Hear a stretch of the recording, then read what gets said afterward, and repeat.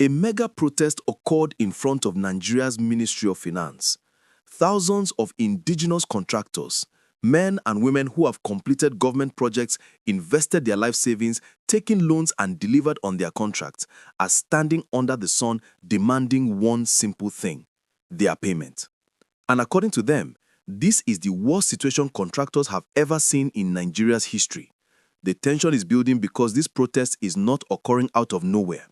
These contractors claim that despite the National Assembly approving over 1 trillion naira to fund the federal government to borrow specifically to clear backlogs of capital projects for 2024, not a single kobo has reached them.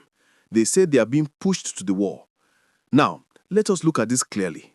The allegation is simple but troubling. This administration has reportedly failed to fund 70% of its capital budget since assuming office. And for the first time, indigenous contractors, who normally form the backbone of local infrastructure development, are experiencing a crisis so severe that over 5,000 of them are allegedly on the brink of collapse. But it goes deeper. The protesters say the government is prioritizing foreign contractors connected to the federal government while leaving Nigerian contractors stranded. And this is where the story begins to twist. Rumors are spreading that the government is intentionally delaying payments because opposition groups may be sponsoring some of the local contractors to embarrass the ruling party. Another angle to this issue is even more disturbing. Reports claim that the newly borrowed funds, money meant to clear debts and stimulate economic activity, were allegedly fixed in interest-bearing accounts by certain individuals. If true, this means some officials are gaining personal profit while thousands of indigenous contractors struggle to feed their families. My viewers, if you are following this analysis, please like the video, comment, and subscribe. From this point, we need to understand the scale of the financial breakdown. The government's funding level for critical capital budgets paints a picture of deep dysfunction. 2023 supplementary capital budget, 65% funded. 2024 capital budget, 50% funded. 2024 supplementary capital budget, 40% funded. 2025 capital budget, 0% funded. We are in December. This is normally the period when Nigerians debate and review the coming 2026 budget. Yet the nation is stuck battling unresolved issues from past budgets. According to the protesters, Nigeria is being held hostage by a small group of decision-makers who believe they own power absolutely. Please like this video and subscribe. Now let us break this down from the legal and political standpoint. When the National Assembly approves borrowing, especially a large sum like 1 trillion naira, it comes with responsibilities, timelines, and oversight mechanisms. If the funds were not used for the purpose they were approved for, that raises constitutional questions. Legally, contractors with verified completed projects are entitled to payment under the Procurement Act. Non-payment threatens not only contract terms, but also public trust in the government procurement system. Politically, it creates a divide.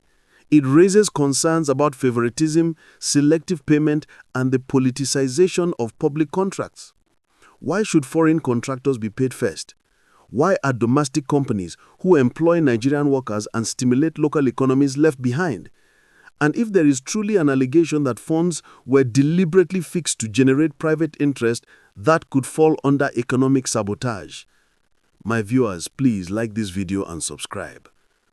From here, we need to understand how this fits into the larger Nigerian reality. Remember, we are in a period where insecurity is rising across many regions. Economic hardship is biting harder. Inflation is crushing families. Fuel prices, food prices, transportation all have skyrocketed. When contractors are not paid, it spreads hardship into the grassroots. These indigenous contractors employ artisans, laborers, engineers, drivers, suppliers. If they are not paid, entire communities lose income. Projects stall, roads remain uncompleted, schools remain abandoned, and health centers remain unfinished. This is not just a political issue, it is a survival issue. In a time when Nigeria desperately needs unity, stability, and economic recovery, a crisis like this deepens public frustration.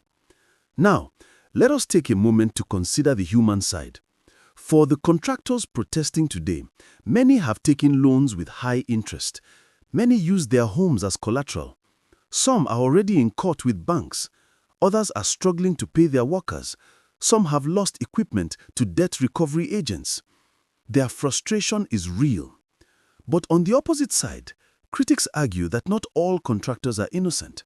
Some say certain politically connected contractors are using this protest to blackmail the government. Others believe the protest is being fueled by opposition actors who want to create chaos ahead of 2026 political maneuvering. This is why emotions are rising from all angles. If you value balanced analysis, kindly subscribe.